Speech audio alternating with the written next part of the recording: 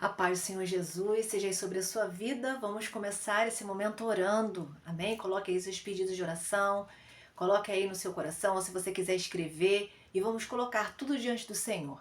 Deus maravilhoso, Deus santo, forte, poderoso, eu te louvo, Pai, por esse dia, porque o Senhor continua sendo fiel, o Senhor continua no controle, independente das nossas lutas, do cenário difícil, das dificuldades, das lutas. Senhor, o Senhor continua conosco. E também, Pai, o Senhor permite lutas e dificuldades para nos provar, mas um tempo de bonança virá. Nós acreditamos que um tempo em que as suas promessas vão se cumprir na vida do teu povo, um tempo, Senhor Deus, de alegria, vai vir um tempo de festa, vai vir um tempo de sorriso. Nós não podemos perder a fé em Jesus. Então, Deus, eu te peço, fortalece a fé do teu povo, a começar por mim. Nos fortalece, vem trazer para nós uma alegria contagiante, uma alegria que vem do céu. E vem nos falar hoje, Pai. Nos dá um dia de vitória. Dirige hoje cada questão que nós vamos resolver nesse dia. Os nossos compromissos, a nossa agenda, toma em tuas mãos. Frustra os planos do inimigo em nossas vidas. Abençoa aqui as casas, os relacionamentos, as famílias. Senhor, supre necessidades do teu povo.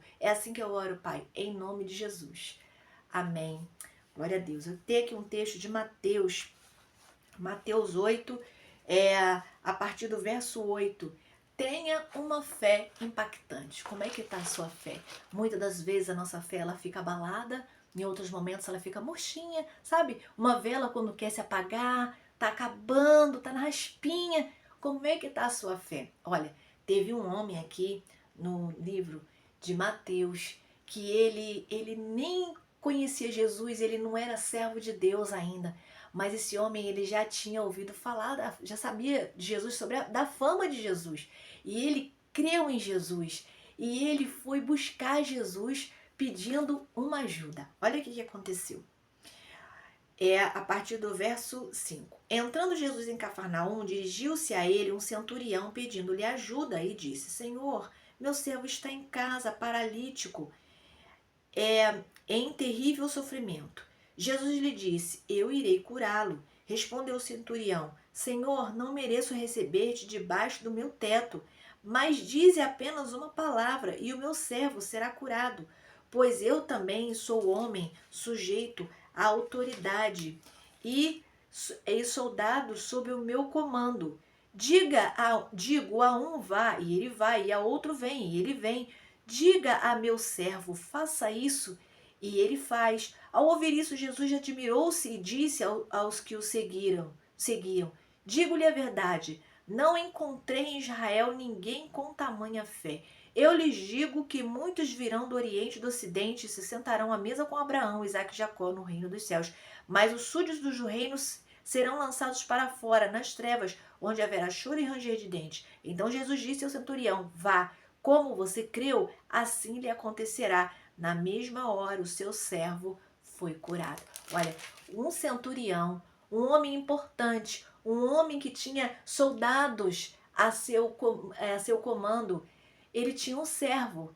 E esse servo era muito importante. O que nos demonstra aqui na palavra é que não era um servo qualquer, é que era alguém por quem esse centurião ele tinha um apreço, ele tinha um carinho, devia ser um servo muito importante. Porque se fosse um servo qualquer, ele simplesmente ia jogar para a rua e ia arrumar um outro servo, não é verdade? Mas o centurião ele vai em Jesus e fala: Jesus, se o Senhor liberar uma palavra, não precisa o Senhor entrar debaixo da minha casa, eu não sou digno de te receber. Mas se o Senhor liberar uma palavra daqui mesmo, lá, o meu servo vai ficar curado. E foi o que aconteceu. Quando Jesus falou: Nunca vi tamanha fé em Israel. Vai que o teu servo está curado. E quando ele chegou, o servo, naquele momento, o servo havia sido curado. Olha que fé linda, que fé impactante, não é? Que fé motivada. O Senhor disse uma palavra, né? Ele disse assim, ó, Senhor, se o Senhor disser uma palavra, o meu servo sarará. E quantas vezes a gente quer que Deus fale o nosso nome, que Deus diga a direção, que Deus dê GPS pra gente, que Deus dê um direcionamento, que Deus fale uma coisa mirabolante, que Deus mande anjo do céu. E o centurião falou só uma palavra. A gente precisa acreditar mais na palavra que o Senhor já nos disse lá atrás.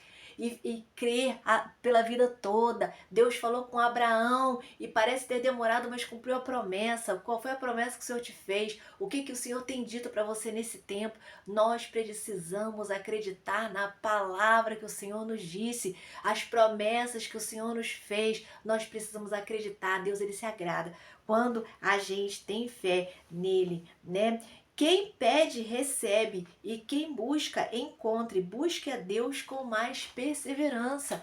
Muitas das vezes nós começamos a buscar ao Senhor por uma libertação de alguém querido, por uma bênção, alguma cura, algo que a gente precisa tanto, salvação de um parente.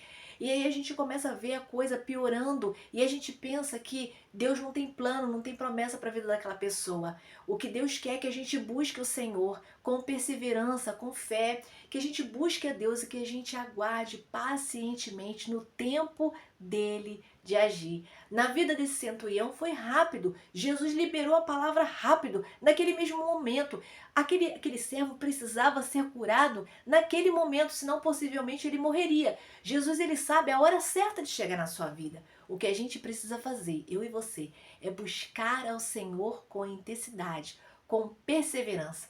Como que tá a intensidade da sua fé? Lembra como eu falei no início? Às vezes a nossa fé tá murchinha. Como é que tá? Vamos aí alimentar essa fé. E como a gente faz para alimentar nossa fé? É através da meditação da palavra. É através do ouvir a palavra de Deus. A quem você tem ouvido? O que você está ouvindo ou o que você está lendo com os seus olhos?